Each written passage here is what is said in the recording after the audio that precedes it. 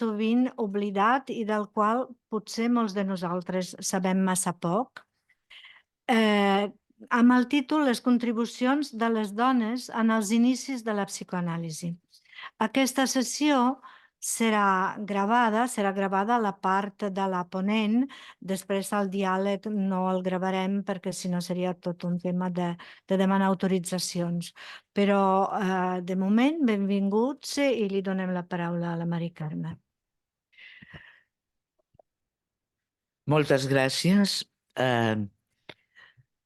Primer, gràcies a l'organització de la CEP, gràcies a Eileen, perquè ha promogut molt aquest tema i gràcies a tots els assistents. Us haig de dir d'entrada una cosa, i és que jo tenia preparada la conferència en català, però vaig veure que la necessitava en castellà i ara he fet la versió en castellà, de manera que he portat la versió en castellà. Bueno, Però l'anunci sempre és bilingüe en aquesta societat. vale. Eh? No, ja he fet tota la traducció, ara no torno enrere. No, bueno, no, està bé, mira. A més, he descobert com es fan les traduccions utilitzant el traductor de l'ordinador i la veritat que va bastant bé, eh? Sí, així. Llegeixes una mica i... Sí, bueno. Bueno, doncs, si us sembla, comencem amb aquest tema i començaré per explicar-vos. Ahora estoy en catalán otra vez. Bueno, que barreges. bueno, sí. Los motivos por los que yo me puse a trabajar este tema, pero Aileen, no me pongas nerviosa. Los motivos por los que me puse a trabajar este tema, que ahora compartiré con vosotros, y el motivo principal fue la constatación de el escaso protagonismo que se otorga a las mujeres en la mayor parte de aquellas narraciones históricas que pretenden dar cuenta de cómo se han ido gestando las artes, las ciencias y en general las disciplinas del conocimiento. En términos generales, y ese es aquí viene el fondo del porqué, esos relatos no solamente tienen el problema de ignorar el papel de las mujeres, sino que además transmiten y sobre todo se divulga una visión errónea, falseada y muy distorsionada de lo que fue o de lo que ha sido la historia de la humanidad. Por lo tanto, en cierto modo, son narraciones mentirosas, porque las cosas no podían ser así. Hasta cierto punto es explicable que este tipo de narraciones fuera dominante en los siglos XIX y principios del XX, pero que los historiadores del XXI o que en el ambiente del XXI se siga así, pues es bastante penoso. Mi idea es trabajar en la línea de rescatar y de reelaborar esos relatos, incluyendo el papel y sobre todo las aportaciones de las mujeres, en este caso al psicoanálisis. Sobre todo cuando este estaba en sus fases iniciales. Yo creo que es justo que señale también que el valor y el número de mujeres, el valor y el mérito que se les otorga en la historia del psicoanálisis, si lo comparamos con otras áreas de conocimiento, es muchísimo mayor, muchísimo mayor. Pero aún así hay vacíos y hay lagunas que, a mi entender, conviene rellenar por estas razones que os decía, por ser más veraces con la historia. Yo creo que en este sentido de rellenar de esas lagunas es importante recordar y empiezo ya un poco por aquí, recordar que la deuda de Freud con las mujeres también es mayor que la que tienen otras disciplinas. hasta el punto de Freud y del psicoanálisis, hasta el punto que yo creo que no es ninguna tontería afirmar que sin las mujeres el psicoanálisis no habría existido nunca. Y por eso voy a empezar por referirme a las que yo considero primeras colaboradoras, y es muy fuerte decirlo así, pero lo considero, de Freud, como digo, en los inicios del psicoanálisis, cuando el psicoanálisis en realidad prácticamente no existía, o si existía algo de él, estaba solo en la mente de Freud. Y en ese sentido me parece importante rescatar las contribuciones de algunas de sus pacientes, porque creo que no solamente tienen, o a mi juicio, tienen el mérito de haberse confiado en Freud cuando Freud no era ni mucho menos conocido ni tan importante, sino que además en su relación con él le fueron sugiriendo, se fueron cosas nuevas, se fueron quejando de lo que hacía Freud, es decir, que lo iban obligando a repensar lo que él estaba haciendo y a reelaborar sus teorías previas, y en ese sentido fueron el estímulo o uno de los estímulos importantes para que Freud desarrollara su teoría original, la suya, ¿vale?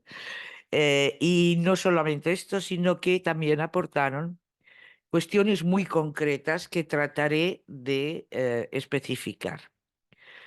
A pesar de esto, de estas mujeres de las cuales hablaré, de algunas de ellas, también tengo que decir que en los principios, sobre todo en los principios de la Sociedad Psicoanalítica de Viena, es decir, a partir del 1900, 1900 y algo, no digo la fecha exacta porque en este momento no me acuerdo, eh, creo que hubo otras mujeres que no eran sus pacientes y que también se aventuraron mucho metiéndose en el ámbito psicoanalítico y aportando también sus ideas originales, muchas de ellas críticas con las ideas de Freud. Voy a hablar, por tanto, de nada más de 5 mujeres, y que de estas 5 mujeres em, fueron, yo diría, las que se pueden llamar verdaderas pioneras del psicoanálisis, y empezando por hablar de una de sus pacientes. Y voy a eso. Bueno, a ver, la foto. La foto porque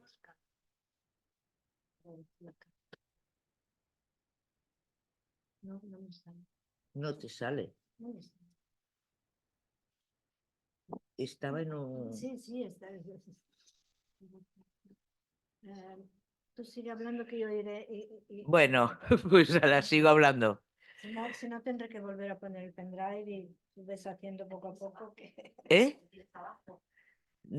¿A quién tengo abajo? No, la ha puesto, la ha copiado.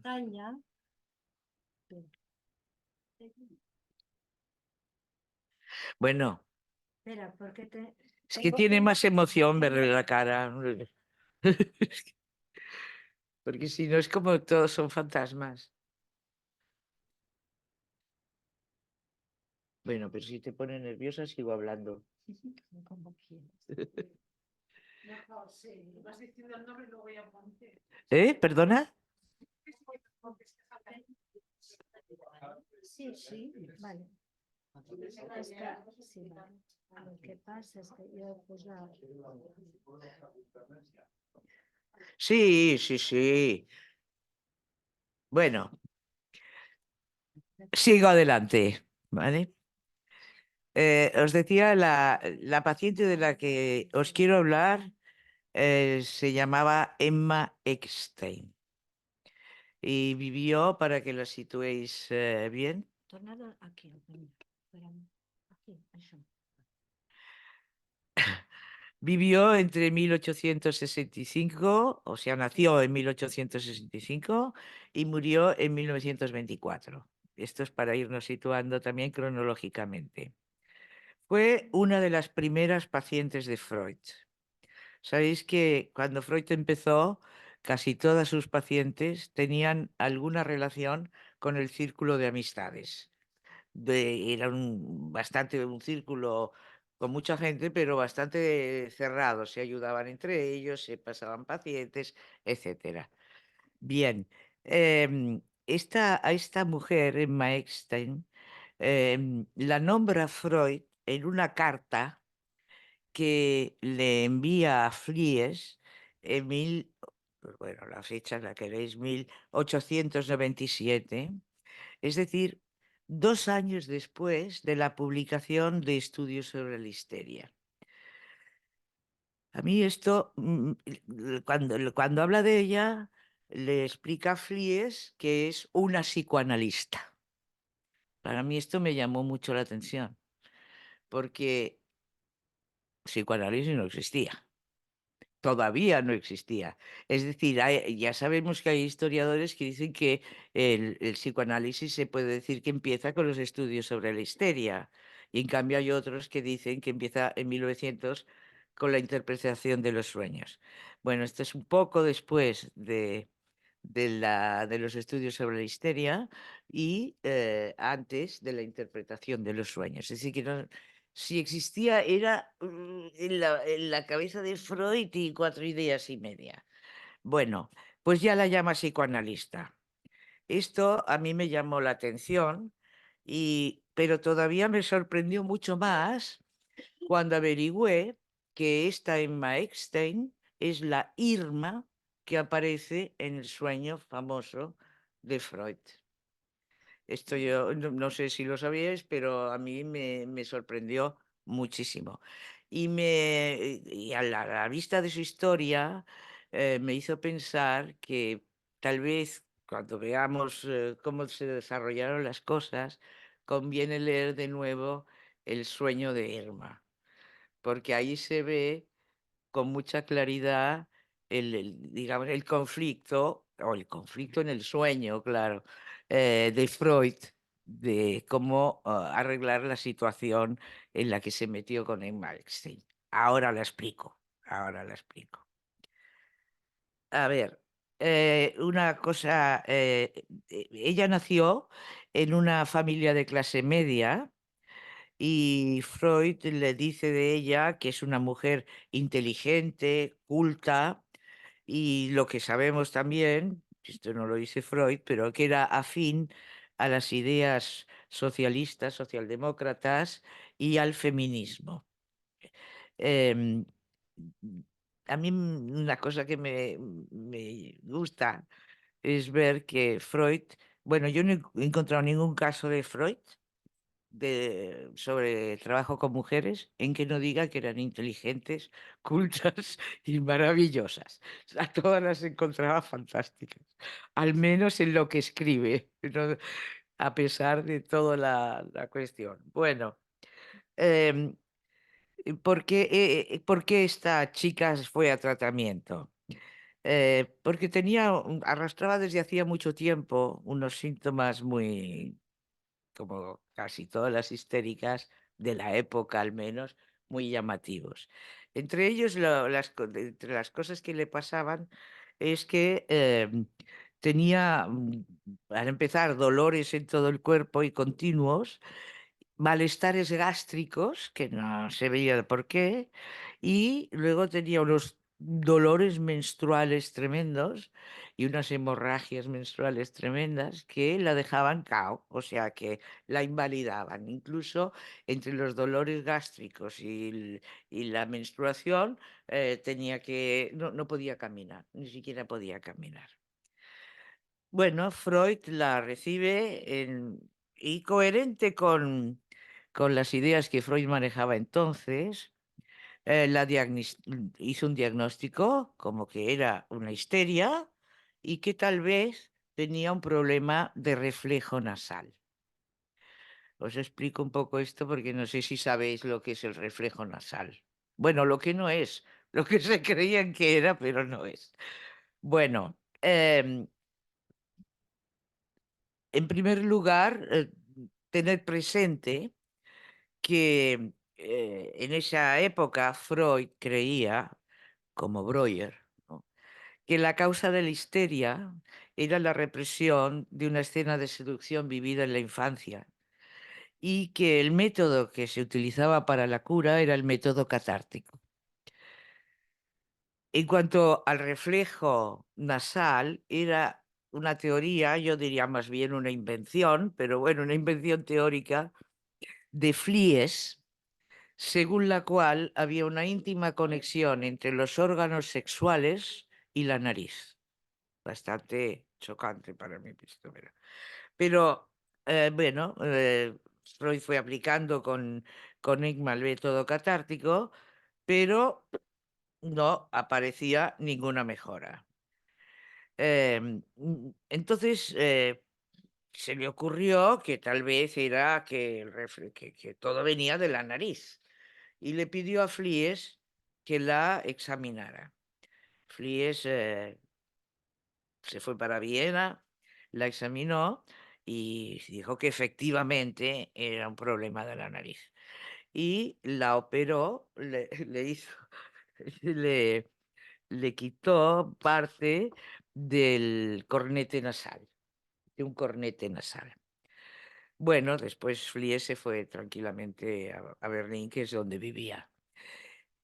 Al cabo de unos días, Emma se puso malísima. Malísima quiere decir, tenía unas hemorragias torrenciales, no podía moverse, no había manera de pararlo y hasta el punto que parece que se iba a morir. Entonces Freud se le llama a otro médico, que es el Otto que aparece en el sueño, para que vea qué pasa. Bueno,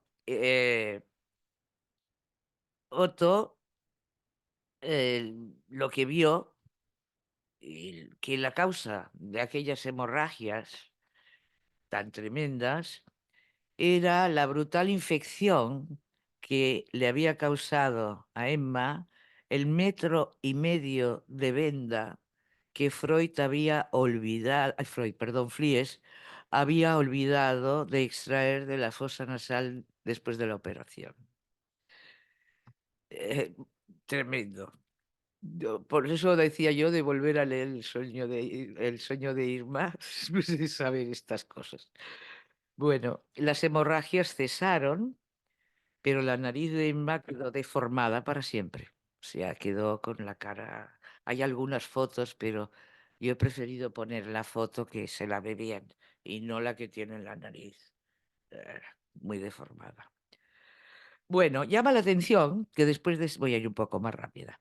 Llama la atención que después de esta experiencia, esta mujer decidiera seguir los pasos de Freud y hacerse psicoterapeuta. Hay varias explicaciones, o yo he encontrado varias explicaciones.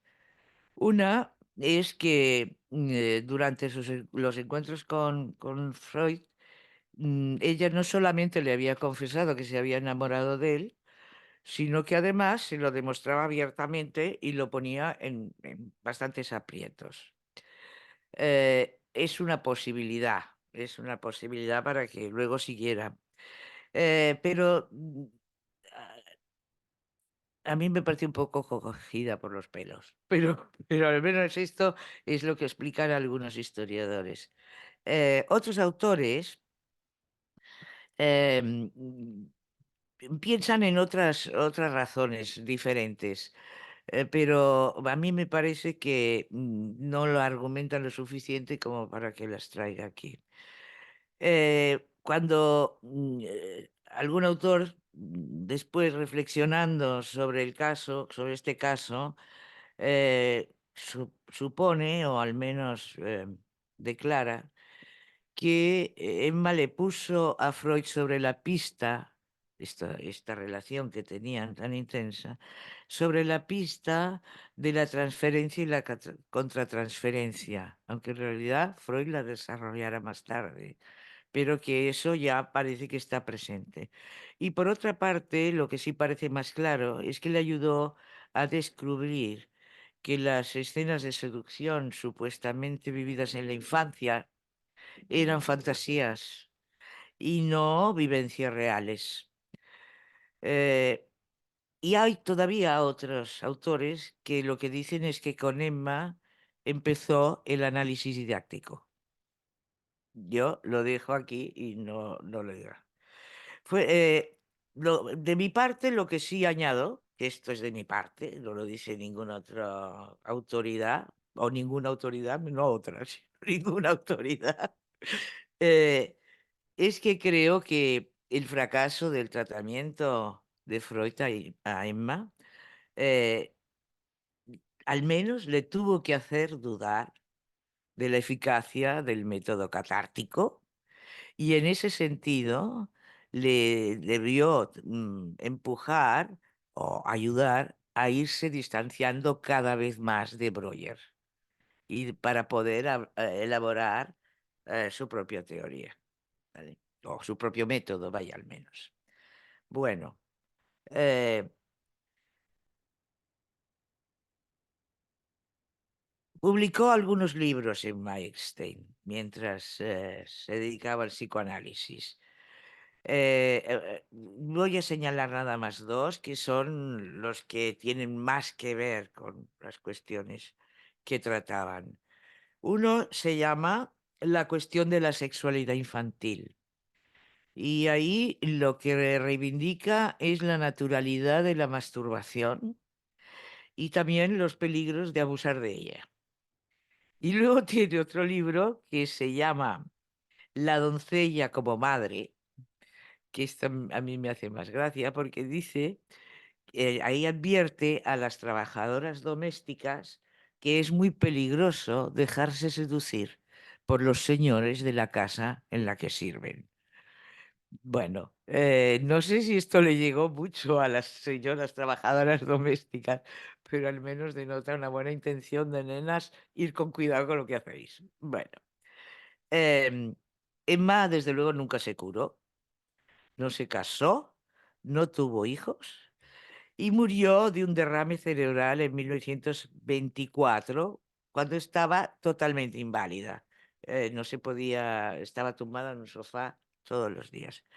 Eh, a pesar de todo esto que acabo de decir, ni su verdadero nombre ni su caso aparecen en los historiales clínicos ni en ninguno de los otros escritos de Freud. En el único que aparecen es en El sueño de Irma. ¿Vale? Bueno, Emma Eckstein. También hubo otras pacientes de las que Freud sí, o sus historiales clínicos están en los estudios sobre la histeria, de las que yo voy a señalar nada más porque quiero entrar en las que no son pacientes, em, unas cuantas cosas que a mi juicio le fueron aportadas por estas otras. Bueno, ¿a quiénes me refiero? ¿O a quiénes quiero recordar? Pues quiero recordar o quiero haceros notar que fue Emmy von N quien le condujo a sustituir el método catártico por el de la asociación libre. En realidad, antes ya alguna paciente se había quejado, pero esta directamente le dijo a Freud, déjame hablar de lo que me parezca. Bueno, déjeme, le voy a hablar de usted, de lo que me parezca. Y efectivamente Freud le hizo caso y fue la gran suerte el dejarlo así. Em, Otra cosa que quiero señalar es que está en la epicrisis del caso Dora, por lo tanto tiene que ver con el trabajo con Dora. Freud ahí, en esa epicrisis, reconoce que se equivocó al no tener en cuenta la importancia de de las vivencias infantiles, del mundo familiar y del desarrollo psicosexual de Dora, y tampoco la relación entre la represión y la amnesia, y sobre todo aquí sí se mete de lleno en la cuestión de la transferencia. Todo eso es a partir del caso Dora y en relación al caso Dora. Bueno, yo esto es por poner ejemplos, pero tengo la impresión de que si vais viendo otros pacientes de Freud, mujeres o no, vais a poder encontrar que efectivamente hay cositas que dices, hombre, esto tuvo que tener su peso. Bueno, pero dejo a las pacientes y paso a hablar de otras personas, otras mujeres. En general, las de las que voy a hablar son las que entraron en la Sociedad Psicoanalítica de Viena en el año 1911. Todas, entre el 11 y el 12, todas ellas, ¿eh? Bueno, no, una que no, pero ya os lo diré. Vamos a ver. La primera que hablaré es de Margaret Ilferdin Königsberg. Vaya nombre. Que vivió entre 1800, bueno, está puesto ahí la fecha, no hace falta que yo la repita. Bueno, esta nació en Viena y fue una de las primeras, o sea, una de las primeras, quiero decir, había tres, una de las primeras doctoradas en medicina de su universidad, de la Universidad de Viena. También es la primera que aparece en las actas de la Sociedad Psicoanalítica de Viena, la primera mujer que entró ahí. Era hija, abreviaré un poco las biografías para que luego dé tiempo al coloquio y si es que os apetezca que lo tengamos. Digo que era la hija mayor de una familia judía no religiosa, también del círculo, era la madre de Margaret, era prima hermana de Breuer, para que veáis que el mundo era pequeño. Bueno, la familia también tenía fuertes convicciones socialdemócratas.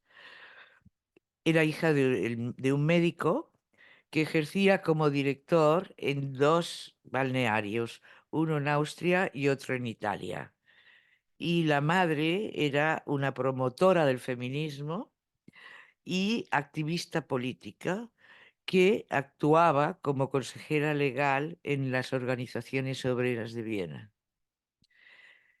Margaret recuerda una infancia alegre y feliz, tanto por el cálido y afectuoso clima familiar, como porque su día a día y sus juegos transcurrían en los bellos paisajes naturales que rodeaban los balnearios en los que vivía. No hay datos sobre su escolarización, que probablemente tuvo lugar en las escuelas cercanas de los pueblos por donde estaban. Ahora bien, como en aquella época en los institutos de enseñanza media no dejaban entrar a las niñas, decidió formarse como maestra, para lo que se trasladó a Viena y se matriculó en uno de los llamados liceos. Pues las chicas iban al liceo, los chicos al gimnasium, o gymnasium, mejor dicho. Bien, en cuanto acabó los estudios de magisterio, volvió a su mundo familiar con la pretensión de ejercer la profesión. Pero ella ya tenía la idea de que quería ser médico.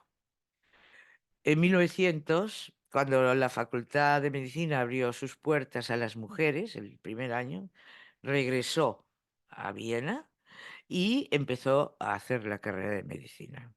3 años después recibía el título de doctora. Claro, desde la perspectiva actual, tú dices 3 años y ya eran, no solamente eran médicas, eran doctoras en medicina. Pero bueno, qué suerte tenían porque ahora la cosa es mucho más complicada. Pero esto no es la única en que se constata que en 3 años lo hizo.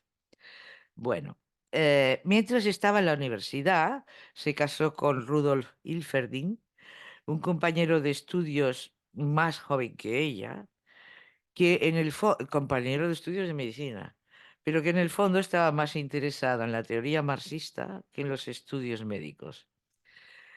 Ambos participaban activamente en el movimiento feminista, en debates políticos, en grupos de discusión y en todo tipo de eventos relacionados sobre todo con estos temas: los derechos de la mujer, la medicina, claro, la sociología, la economía y la política. De ella se sabe además que, bueno, tuvo 2 hijos y que mientras los criaba asistió a cursos de ginecología, a la vez que trabajaba en hospitales de barrios obreros y escribía artículos médicos, daba conferencias sobre derechos de las mujeres en general y del aborto en particular. Era una defensora del aborto, lo cual en su época hace falta echarle valor. En cambio, él, el marido, se fue alejando de la medicina y acabó por abandonarla para dedicarse a profundizar en el marxismo y en promover su posible establecimiento en Austria. Llegó a ser ministro este señor.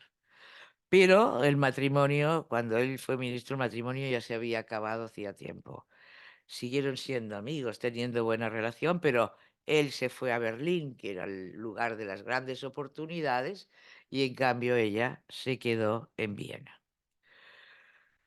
Bueno, entremos ahora dejo la biografía y entramos en la materia.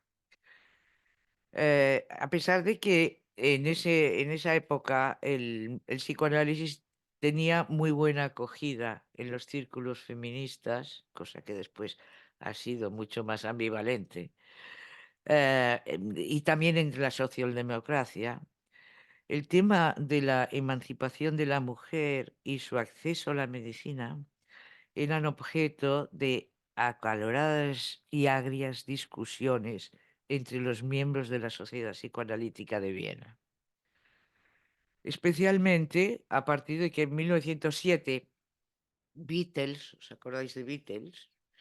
Que había intentado hacer una biografía de Freud y es al que Freud le dice, para usted no puede ser biógrafo porque no tiene ni idea de que es una persona, bueno, lo deja a bajar de un burro, o sea, no era el más simpático del mundo para Freud. Bueno, pues este Beatles publicó un artículo titulado Las mujeres médicas, en el que ponía de manifiesto su profunda misoginia y su férrea oposición a la posibilidad de que algún día las mujeres entraran en la sociedad psicoanalítica.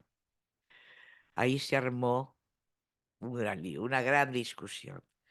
Por fortuna para Margaret, Beatles dejó pronto el círculo psicoanalítico, sobre todo por el por el asunto de la biografía que intentó escribir de Freud.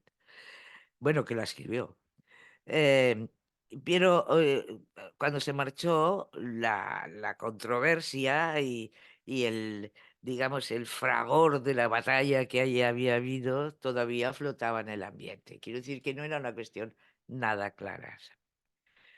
Bueno, pero Margaret, que ya se había interesado por el psicoanálisis, cuando Freud dio las primeras conferencias en la universidad, aquellas de las cuales después Steckel y demás hicieron las reuniones de los miércoles, ella también era asistente a esas primeras conferencias y estaba interesada. Bueno, pero había hecho mientras tanto todo lo de medicina y demás y lo había ido dejando. Pero a unas sabiendas, como yo era médico, a unas sabiendas porque lo sabía por Feder, que también era amigo suyo, que el tema de las mujeres dentro de la sociedad era muy controvertido, decidió pedir el ingreso en la sociedad. Eh, claro que ella estaba muy acostumbrada a debates, estaba muy acostumbrada a reuniones por toda su historia personal, lo que había hecho en Viena, lo que había con el marido y sin el marido, el trabajando en barrios obreros, o sea, ella estaba muy bregada, pero bueno, consiguió entrar pero no os creáis que lo consiguió porque la votación fuera unánime. No, no. Fue por los pelos que la dejaron entrar. Pero bueno, lo consiguió. Eh, y aquí viene donde empieza a ella convertirse en una especie de, me sale en catalán, de curco dentro de la... Sí. Bueno, el tema a discutir en la primera reunión a la que ella asistió eh, era el tema de la masturbación. En su intervención se opuso a la idea dominante entre sus compañeros de que el onanismo, fueran hombres o mujeres, era una actividad masculina. Ella, en cambio, pensaba que la diferencia masculino-femenino en este tema no tenía nada que ver. De lo que se trataba era que unos y otras se masturbaban movidos por el principio del placer y que este, como todos sabemos, era igual en ambos sexos. Eh, claro, se quedaron, por lo visto, patidifusos. No es muy académico decir patidifusos, pero es como se quedaron.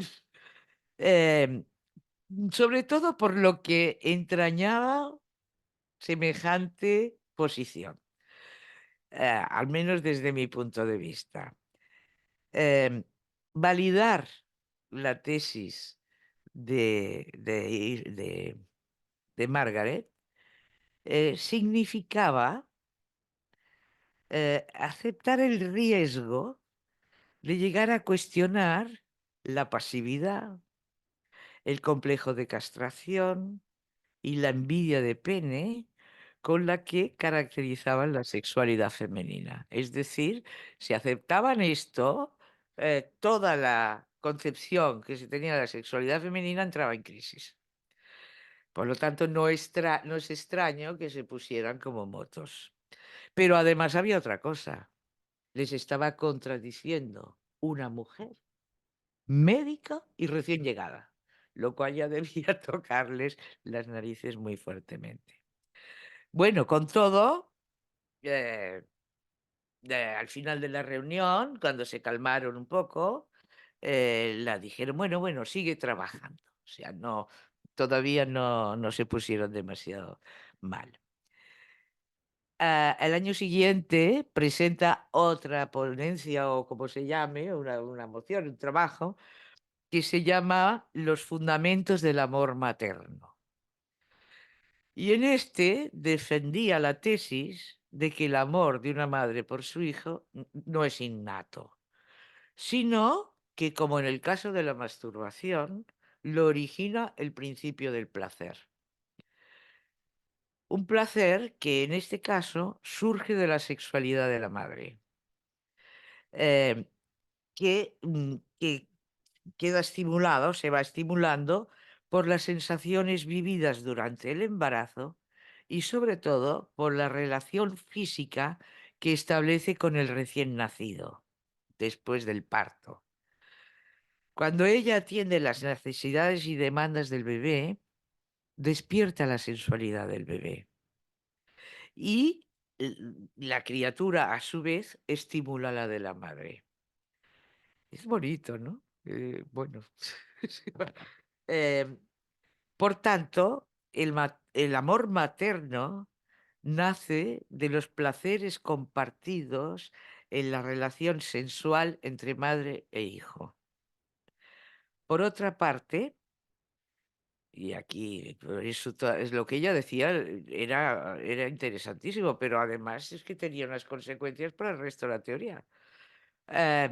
Porque decía, por otra parte, la relación amorosa o la atracción amorosa de una mujer hacia un hombre obedece al mismo principio del placer compartido, como en el caso de madre e hija. Solo así, ella concluía, solo así es entendible el complejo de Edipo. Si no, no se entiende. Bueno, no es difícil imaginar lo que provocó esta exposición. Si la anterior les resultó ofensiva, esta encendió todas las alarmas, ya que la consecuencia de este discurso era que el deseo de la mujer por un hombre no tenía nada que ver con la sustitución del padre, con el sentimiento de carencia, con la equivalencia simbólica pene-niño, como todos sostenían, sino solamente con la relación de objeto y el principio del placer. Se ve que ahí se armó gorda, al punto que Freud tuvo que acabar la reunión, porque llegaban a ponerse muy bravos, y Freud terminó con estas palabras, las únicas que dijo: es un trabajo muy encomiable. Punto. No dijo nada más, pero cortó la reunión. Entre tanto, había estallado el conflicto entre Freud y Adler. Y cuando Adler, no voy a recorrer el conflicto, cuando Adler renunció, eh, Margaret renunció a la Sociedad Psicoanalítica de Viena, quiero decir, Margaret también lo hizo. La pusieron verde, pero también lo hizo. No explico cómo la pusieron, pero bueno. En los años siguientes, hasta el advenimiento del nazismo, ya fuera de la sociedad, siguió ejerciendo la medicina y desplegando sus otras actividades, siguió igual. Sin embargo, nunca abandonó la escucha psicoanalítica, que la empleaba en todo su trabajo, y que porque la consideraba ya como tal escucha terapéutica en sí, no solamente porque después, sino que la escucha misma era terapéutica. Pero en su práctica, digamos, de curación o pretendiendo ayudar a la gente, se acercó mucho más a los planteamientos de Adler que a los de Freud, porque, según ella pensaba, como trabajaban barrios obreros, con pequeños artesanos, pequeños comerciantes, el encuadre psicoanalítico no era adecuado para el trabajo que ella hacía. Y en cambio las técnicas de Adler eran mucho más sencillas, mucho más rápidas y por lo tanto como que a ella le interesaba sobre todo curar porque era apasionada de la medicina, se acercaba mucho más a Adler que a Freud. Bueno, cuando ya el nazismo se instaló, como sabéis, la vida de los judíos cambió radicalmente. A ella le despojaron de todas sus propiedades, todos sus derechos, su posibilidad de trabajar, y le quitaron la casa, le quitaron el dinero y la alojaron en un hogar para obreros pobres. Un hogar sin ninguna condición, era ya mayor, pasaba de los 60 años. Bueno, sus familia, que no vivían, el marido vivía en París en ese momento, un hijo estaba en África porque se había hecho misionero católico.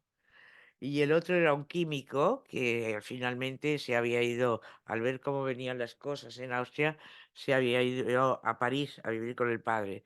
No les sirvió de nada, eh, porque era huyendo del nazismo y después cayó París. Pero el asunto es que ella estaba sola en Viena.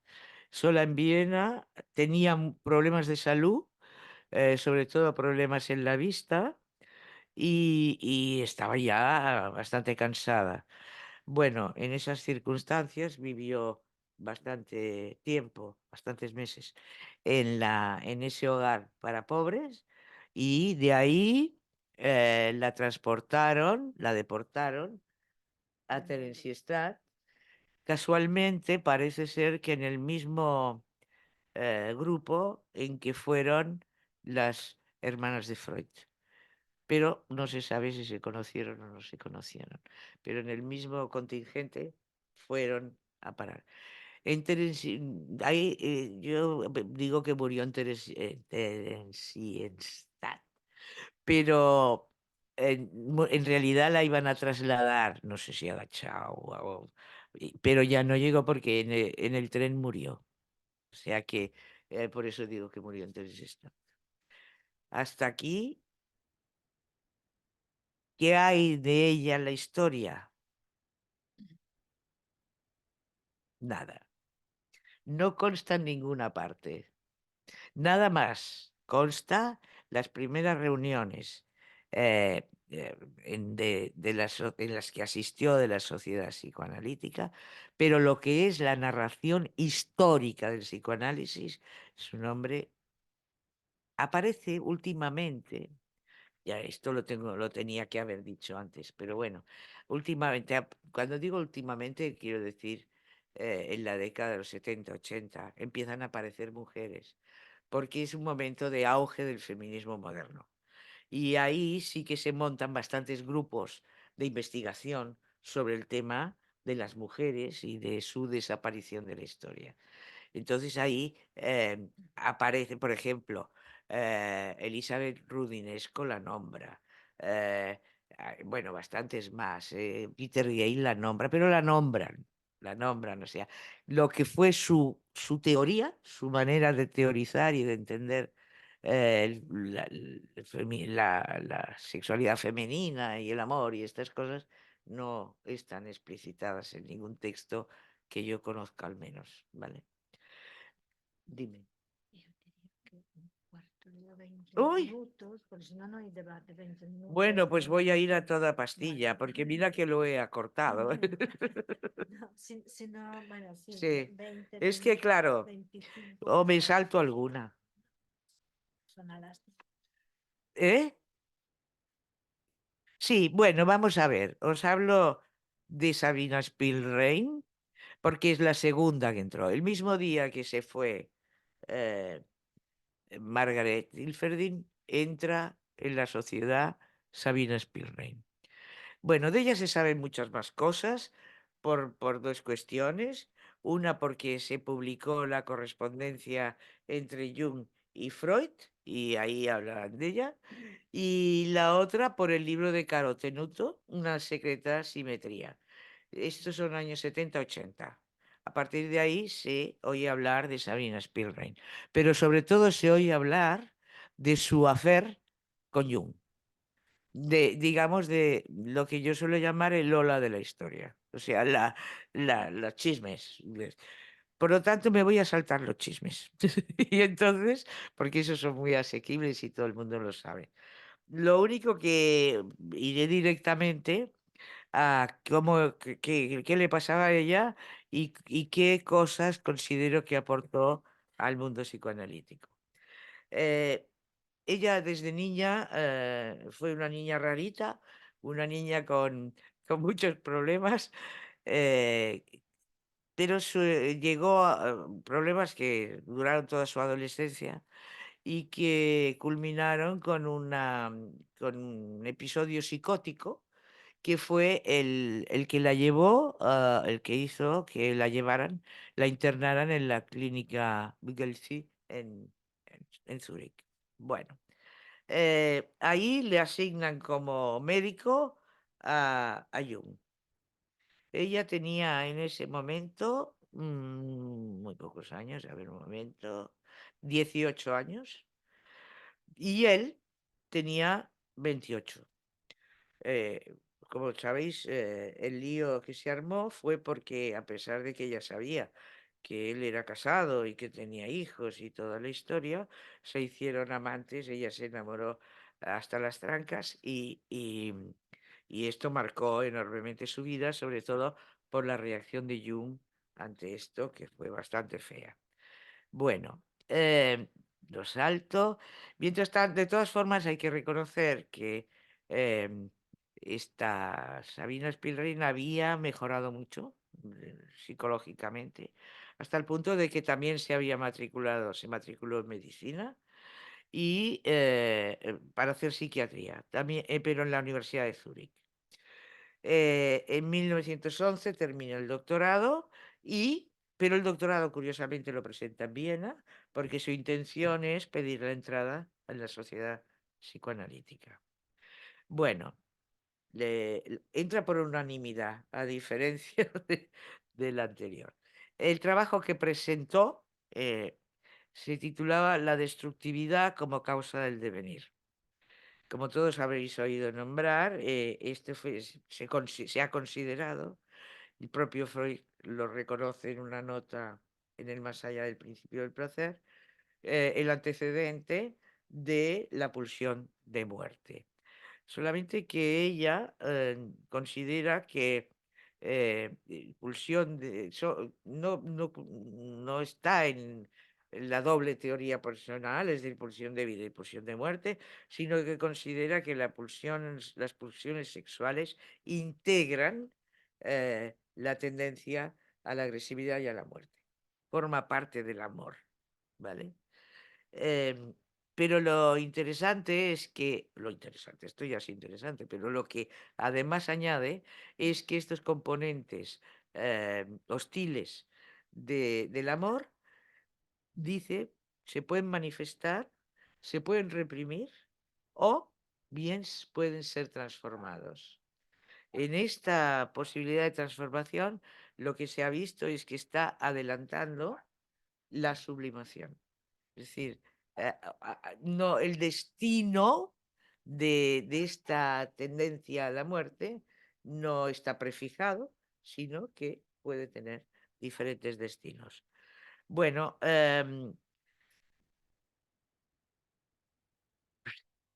os digo que después estuvo viajando, cambiando de lugar constantemente el resto del tiempo, siempre ejerciendo, y estuvo un tiempo en Suiza, en Zúrich, la contrataron el, en el, ¿cómo se llama? En el Instituto Jean-Jacques Rousseau, y ahí fue analista didacta y tuvo como paciente esa gente muy importante que le abrió la cabeza y le abrió las posibilidades que ella después ejerció, porque entre sus pacientes estuvo Ferdinand de Saussure, estuvo Piaget, esto en Zúrich, y ella escribió mucho sobre la relación entre el psicoanálisis y la neurología, también entre el psicoanálisis y el desarrollo infantil, o sea, y el mundo infantil, y la educación. Son temas que desarrolló allí. Y después, al cabo de un tiempo, por consejo de Freud, se instaló en Rusia, en su tierra natal, y ahí continuó, allí le acogieron con muchos aplausos, y ahí fue la analista de Luria y fue la analista de Vygotsky. Y con ellos siguió trabajando en esta ampliación de la perspectiva del psicoanálisis en otros campos. Por su parte, aparte, su trabajo privado, por decir así, continuó trabajando hasta que eh, la, la- la situación política se lo permitió. Ella continuó antes con los bolcheviques, ya o primero estaban al favor del psicoanálisis, pero luego se pusieron en contra. Entonces ella digamos, siguió trabajando bajo la apariencia de medicina general. Eh, Después no se sabe si fueron los bolcheviques o si fueron los nazis. El caso es que ella y las dos hijas que tuvo murieron asesinadas en su pueblo, en Rostov. Me he comido casi todo. Bueno, bueno, Hermín von Helmut, que esta también ha empezado a ser conocida últimamente. A ver, em, yo creo que no ha sido muy conocida por varios motivos. Un motivo es que cómo murió. Y otro motivo es que cometió errores que hacían dudar mucho de su honestidad y que comprometían mucho al proyecto de psicoanálisis infantil que en su época se estuvo haciendo. Pero vamos a verlo así por encima, ¿no? Em, a ver. De la biografía nada más diré que esta no tuvo una vida muy desgraciada, o sea, lleno de traumas. La familia se arruinó, habían muerto varios hermanos, la madre murió de tuberculosis, todo esto cuando era niña. De repente descubre que el padre tiene otra señora y tiene una hija fuera del matrimonio y encima no tiene un duro. Total, que después de la escuela primaria se pone a trabajar de institutriz y trabajó de institutriz muchísimos años, hasta que reunió el suficiente dinero para poderse matricular de filosofía, que era con la idea, pero bueno, no sé qué idea tenía, pero se matriculó de filosofía. Em, Resulta que además se puso en tratamiento analítico. La analizó Sacher, que según dicen era muy rígido. Yo no lo sé, pero era muy rígido. La verdad es que parece que no la ayudó mucho por lo que después fue su vida. Bueno, em, esta fue entonces la tercera mujer que entró en la Sociedad Psicoanalítica, también en 1911. Em, eh, pero no está registrada en las actas oficiales de la sociedad hasta 1913.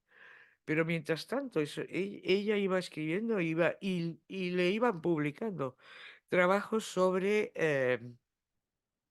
los niños, sobre el desarrollo infantil, etcétera. Pero en 1919 publicó un libro, y este fue su gran error, publicó un libro que se llama Diario de una joven adolescente de los 11 a los 14 años. Supuestamente en este libro viene de que una expaciente de ella, a la que pone el nombre de Grete, le había autorizado a utilizar su diario para explicar cómo era la adolescencia, etcétera.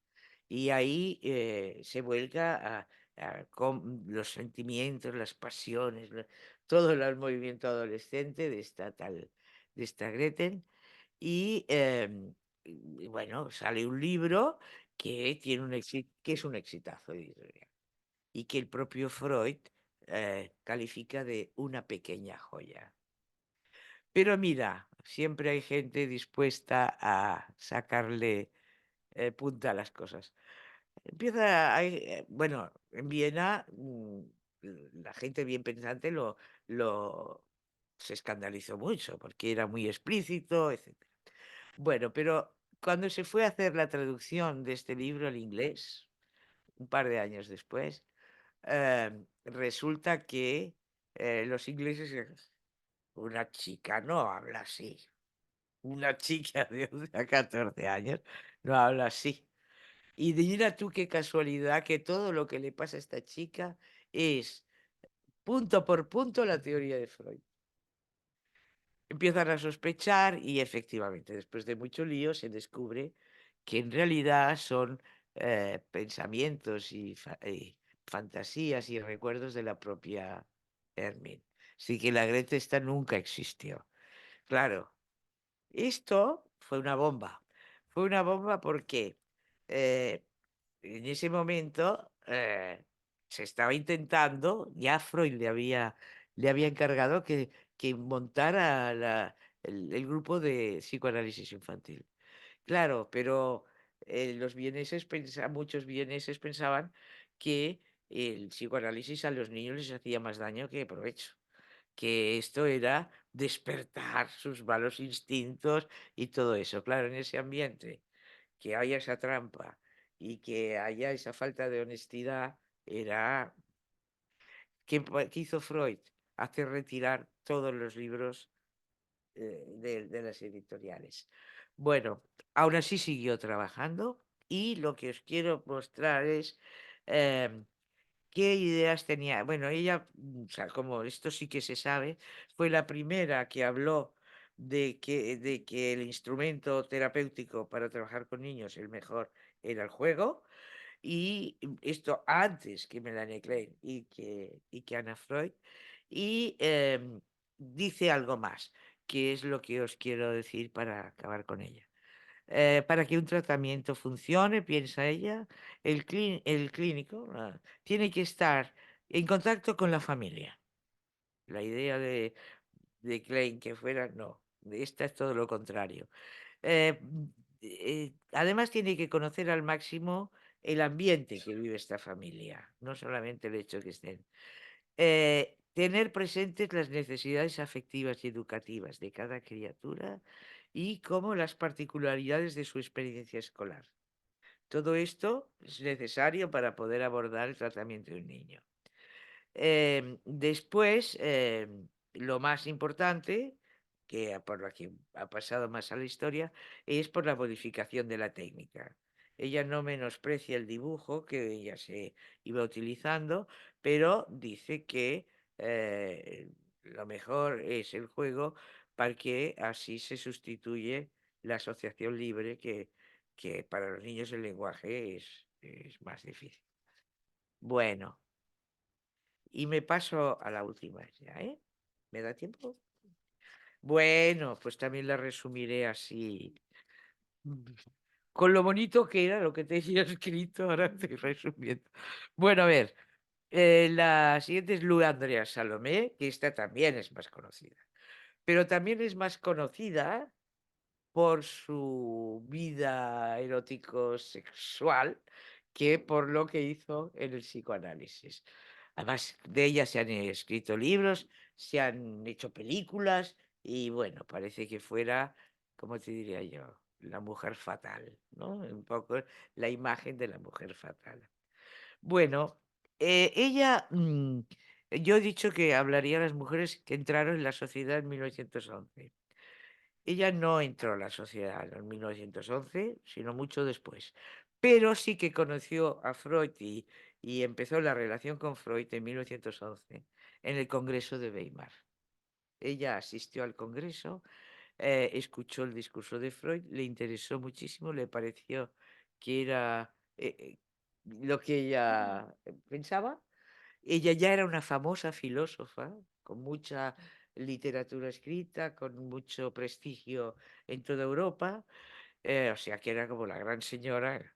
Y se va a Freud después del congreso, al final del congreso, y le dice, mire, a mí me interesa mucho aprender esto, pero yo no vivo en Viena, y ¿qué le parece si hacemos un pacto? Y el pacto es, yo no podré venir a todas las sesiones de la sociedad, pero usted me manda sus reflexiones y sus escritos y yo le prometo que uno a uno se los comentaré, le diré lo que me parece, etcétera. Y a Freud le pareció bien. Y a partir de ahí empieza una relación que duró hasta la muerte de ella en la cual Freud efectivamente le va explicando y le va mandando lo que está pensando, etcétera, y ella le va haciendo sus comentarios. Por lo tanto, pasaré directamente a los temas bueno, os quiero decir una cosa que esto no son los temas, y es, en mi parecer, la relación que se estableció con ellos, que era de intercambio, de colaboración, por más que quieran darle connotaciones eróticas, algo habría porque de todo hay en la viña del Señor, pero la relación que tenían era de profunda admiración mutua y de gran altura, sus conversaciones y de gran altura intelectual, ¿eh? Entonces, lo que yo quiero decir es que, a mi parecer, ella vino a sustituir a esos interlocutores que Freud siempre necesitó. Sobre todo estoy pensando en Breuer, estoy pensando en Fries y estoy pensando en el mismísimo yo. Esas discusiones, ese trabajar hablando, trabajar discutiendo, yo creo que ese papel de interlocutora lo heredó Lu Andrea Salomé. Y voy al tema.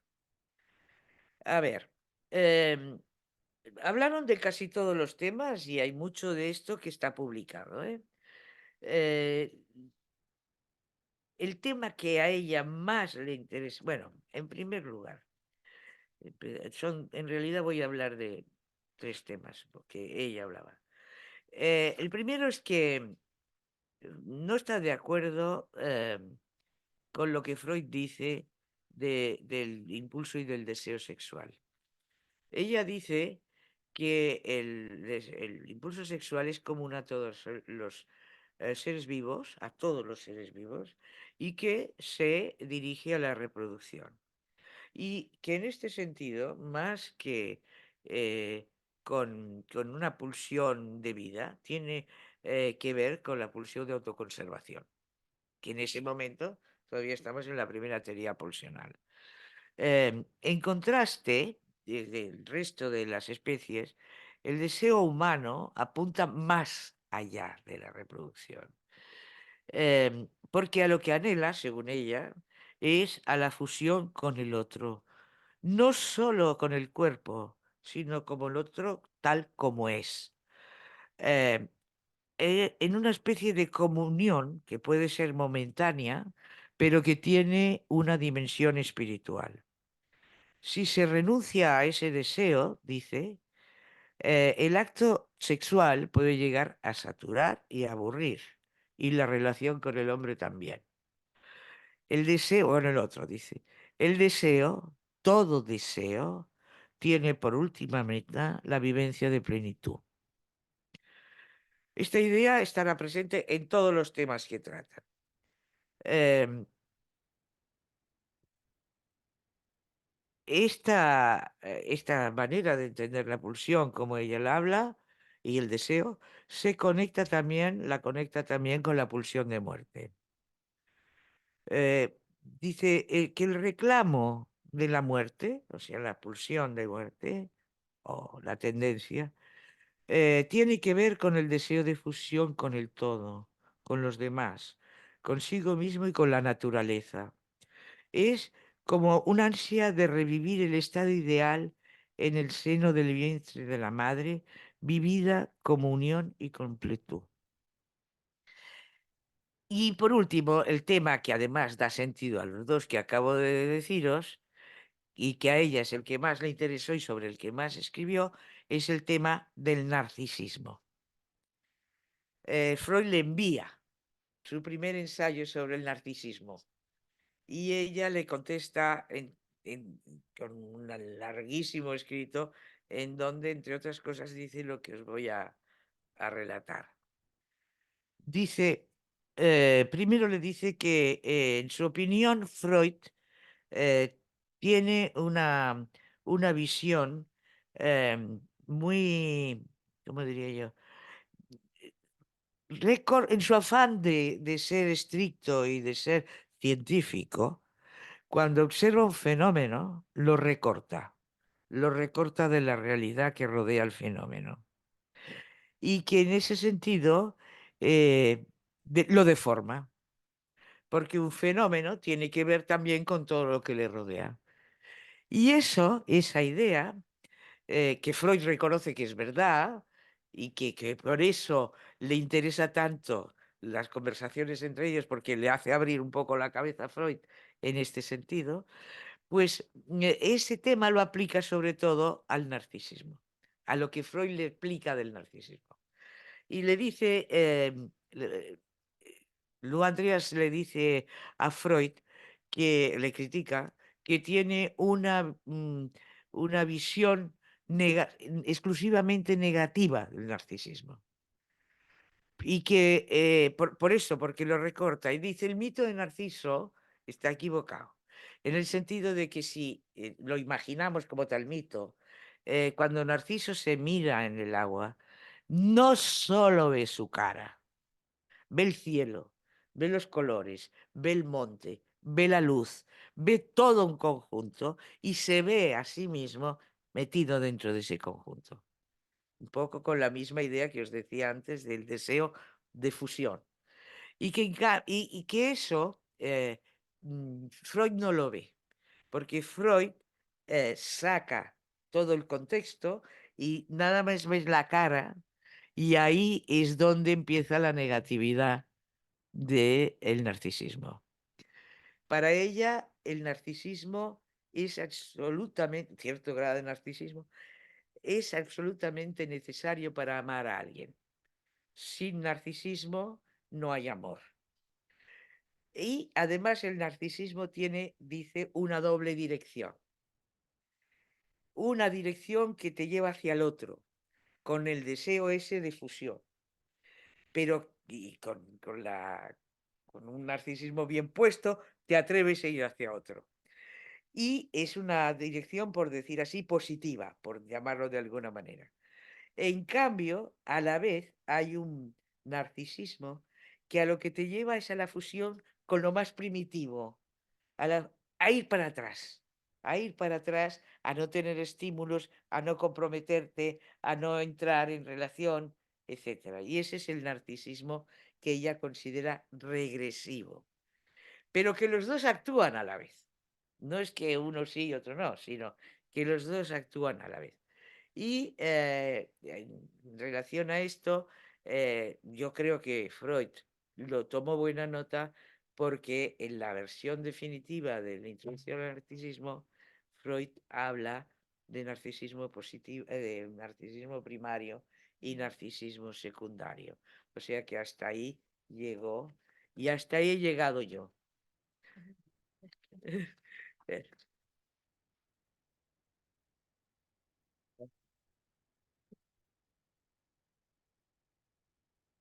Pues muchas gràcies.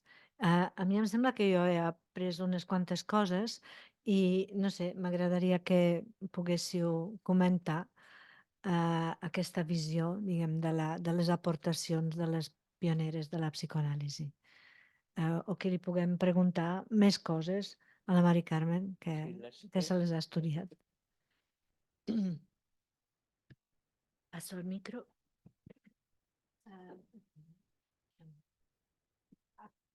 Ja està, no cal apagar-lo. Deixa'm compartir. Hola, gracias. Me ha gustado mucho. Yo quería saber si crees que hubo un cambio que facilitó que otras contribuciones, pues como a partir de Melanie Klein, Anna Freud, pudiesen entrar un poco en el marco de la historia. O sea, si hubo como un cambio en particular y seguramente que hay muchas otras silenciadas. Y si hoy en día, si sabes de algún